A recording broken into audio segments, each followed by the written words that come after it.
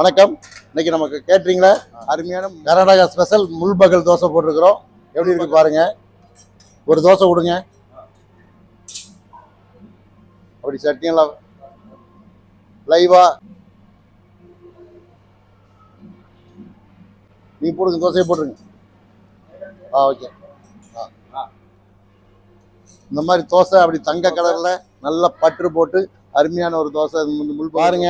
அப்படி தோசை அப்படி பன்னு மாதிரி அப்படி பன்னு மாதிரி இருக்கும். உடைச்சா அப்படி மொறு மொறுன்னு தோசை அப்படி சட்னியில வச்சு அப்படி சாப்பிட்டோம்னா சூப்பரா இருக்குது. இன்னொன்று இதுக்கு தனியாக ஒரு மசாலா கொடுக்குறாங்க.